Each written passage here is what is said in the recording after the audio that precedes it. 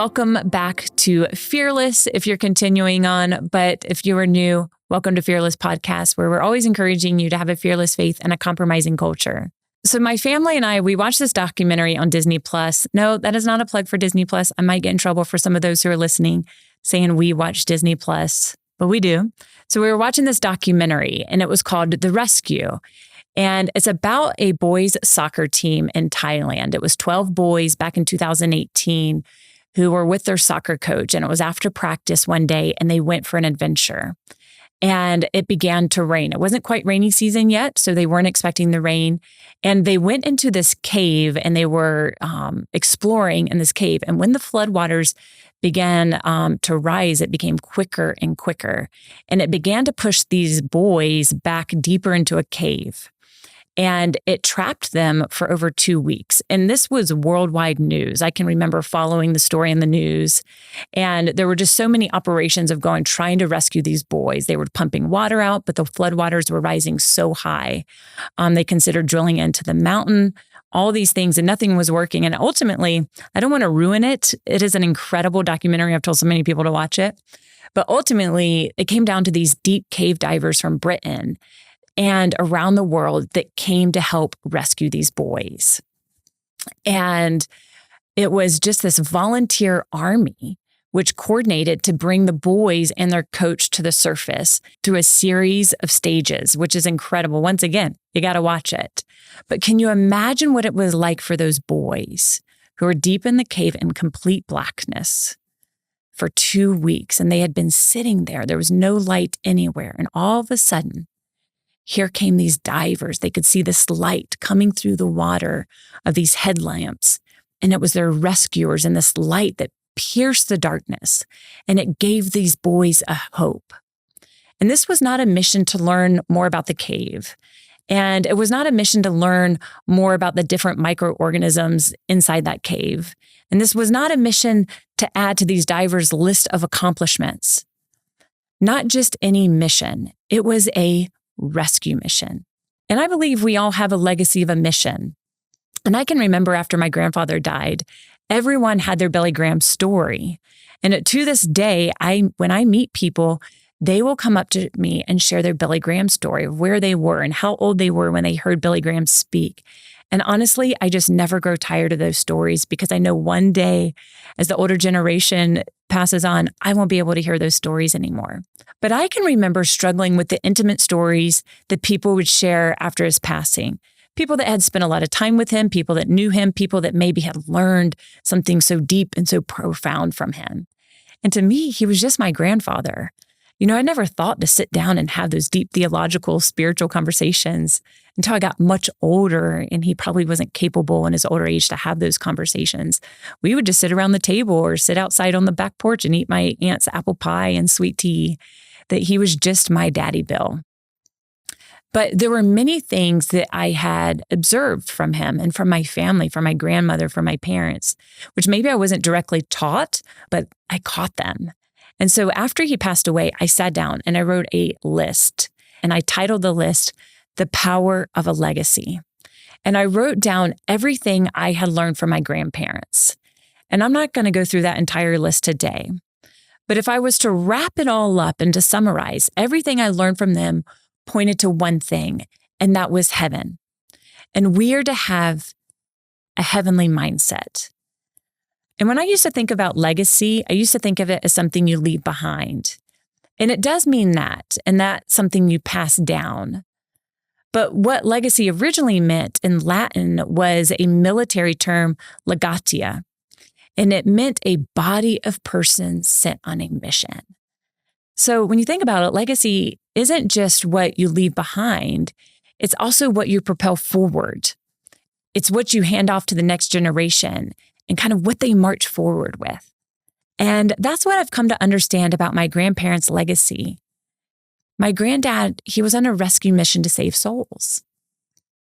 And my dad, he's had the same urgency and commitment as well, that they're on a rescue mission to help fill heaven with as many souls as possible through the grace and the power of the gospel.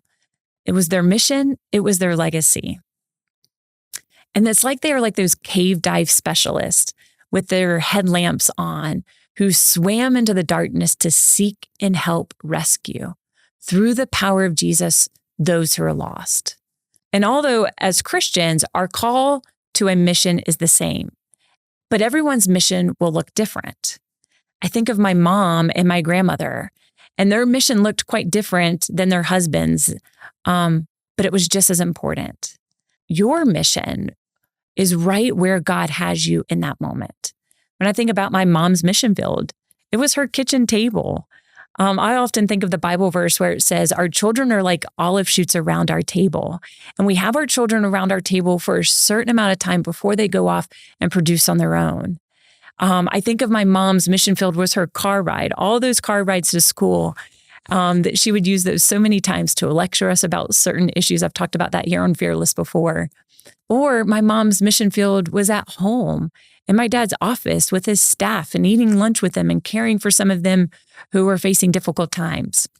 So her mission field looked different, but it was the same mission to serve people in the name of Jesus and to really make heaven crowded. Because what sets us apart as believers in Jesus is heaven. That is our hope. And when we're young, we kind of tend to think of the here and now. And I can remember my grandparents always saying, oh, I can't wait till Jesus comes back. And I would look at them like they were crazy. But through the trials and the hardships of life, and when life just happens, I can remember so clearly in my thoughts just a few years ago, thinking, oh Lord, just come back. Send your son Jesus back. But my grandparents' eyes, they were always set on heaven. And they were constantly reminding us that our hope is not of this world, that heaven is our true home. And in this broken and evil world, we must remember it's only temporary. And we as believers in Jesus Christ, we have an eternal destination. We know and remember that death is not the end. When my grandfather, Billy Graham, died, so many of his quotes were being spread around and talked about. And one of those was, someday you will read or hear that Billy Graham is dead. Don't you believe a word of it.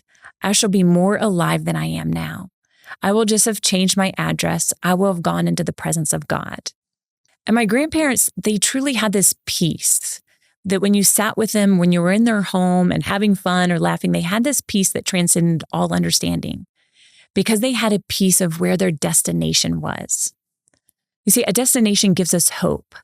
And I remember the story of Tammy Jo Schultz. She's been a guest here on Fearless before. But Tammy Jo Schultz was one of the first women to become a fighter pilot in the U.S. Navy. And after leaving the Navy, she became an airline pilot. And one day on her Southwest Airlines flight 1380, during a flight from New York to Dallas, one of her engines of the aircraft exploded. And it caused damage to the airplane and caused the airplane to depressurize. And of course, there was widespread panic and chaos.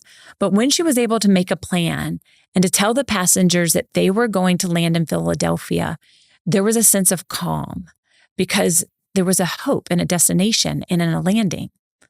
A destination will give us hope. And we have to remember there is a world who's desperate for a destination. And there's two destinations. There's heaven or there's hell. And just this morning, I was reading in my devotions, Luke 16.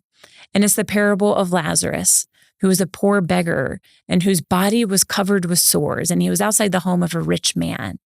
And when both of them died, the rich man who was on the side of hell was begging for Lazarus to go back to his family and tell them to repent because it was so tormenting to where he was. That we have to remember that hell is a continuous torment. And that man, that rich man, he was begging somebody on the other side to go and to tell his family about it, to save them. And that we as Christians, we're in the lifeboat. We have the ability to save those who are not on their way to heaven. Because we have to remember, heaven needs to be crowded. That is our job here on this earth, is to make heaven as crowded as possible. And sometimes we think, well, how do we do that? That I'm not gifted in that area. I might offend someone. I don't really know how to do that. And I think of my friend recently here. She is a working mom. She's a busy mom. She has so much going on in her life. But the Lord told her she needed to start a Bible study for high school girls. And she was just kind of like, when am I going to have time to do that and not sacrifice more time with my family? And we often think we don't have time for that. But here she was obedient to what God told her to do. She started a Bible study, and just in the first few weeks, high school girls are coming to know the Lord. She's even baptized a couple of them, that they're so hungry for truth. And that we have to remember where we spend our time, where we spend our money, our resources should be about getting people into heaven. Everything we do should have our eyes fixed on eternity. That we remember that we are legatia, that we are on a mission of rescue. And I believe our time here to rescue others is short. I believe we have a window to share the gospel here at home and around the world, but I do believe that window might be getting smaller and smaller, and that we need to be actively walking through it. I was just recently on social media and I saw this video of this grandmother, and she was at home, I believe, and she was surrounded by her family, and that she was giving them this charge. And she said, "They say we can take nothing into heaven with us, but that's not true. God has a tremendous plan for everybody. The will of God is what makes you happy. You leave something behind, and only what's done for Christ will last. You want it to last." And she also said, "Only one life, one chance, it will soon be passed away, and only what's done for him will last." And that's what she wanted her family to know. And she continued to read on Revelation 14:13. And it said, "And I heard a voice from heaven saying, 'Write this, blessed are the dead who die in the Lord from now on. Blessed indeed, says the Spirit, that they may rest from their labors and for their deeds follow them.'" And we live in a culture that often only thinks of legacy as how they will be remembered. They only think of a mission as accomplishing a project that they want to accomplish to add to their accolades or to their name. And it's hard for them to understand why, as Christians, that we are on a rescue mission. And there's something called the no duty to rescue rule. And the no duty to rescue rule is a legal principle that states there's no general obligation to help someone in danger, that we're not legally bound to help someone. And our world operates by this when it comes to faith. We know the peril, but out of courtesy, we don't bring up our faith in Jesus. We don't want to make anyone uncomfortable. And in our culture, there are only a few scenarios in which we are obligated to mount a rescue mission. For example, if you're on a ship and they are to rescue seamen who have fallen overboard, or an employer to aid his employee who's been injured in the course of their employment, a jailer to aid prisoners in his custody, or a school official to aid and to help their students who might need it. But we as believers in Jesus, we are always under the duty to operate on a rescue mission because we have been rescued. And in Proverbs 24, verse 11 through 12, it says, "Rescue those who are being taken away to death. Hold back those who are stumbling to slaughter. If you say, 'Behold, we did not know this,' does not he who weighs the heart perceive it? Does not he who keeps watch over your soul know it? And will he not repay man according to his work?" And there's only one thing that can rescue a soul, and that's the truth. It's Jesus Christ. Because in John 14:6, it says, Jesus says, "I am the way, the truth, and the life. No one can come to the Father except through me." And are you going to be a part of God's rescue mission? He's rescued you, and you are to be a part of his rescue mission. And this needs to be clarified in your mind and your heart, that you have to know the target to direct the arrow, that we have to set that apart in our heart to know that that's our mission. And maybe you're looking back at past opportunities where you had to be a part of a rescue mission for the soul of a family member or a friend, a neighbor, a coworker, and you didn't take it, that you missed that opportunity. And I want you to know that there's been plenty of times in my life where I've missed that opportunity, that I lived to regret it, and have prayed that the Lord would give me another opportunity. And back to the documentary, there was a time where those divers, that they gave up. The team quit. They were going to the airport and they realized that they couldn't quit, that they had to go back and they had to see if one last chance, if they could help save those boys. And when they did, when they went back and decided to try one more time, it made all the difference in the world. So you still have time to build your legacy. You still have time to be a part of a rescue mission. And those things you do in the name of Jesus, those rescue missions you embark on, you will take them with you to your heavenly home. So I want to encourage you today as you're listening, remember that we are all on a rescue mission, and our rescue missions are going to look different, but we all have the same goal, and that is to make heaven crowded. If you're listening right now, you can't see, but I'm sitting here in my office, as I often do, with my copy of Decision Magazine. For years, I've used Decision to help me stay informed with key cultural and biblical issues. I even use it to help me prepare for this podcast sometimes. If you aren't yet receiving a copy of Decision Magazine, I would love to invite you to subscribe today. I know it will be a help to you to help stay informed on the important topics of our time. You can go to decisionmagazine.com to subscribe today.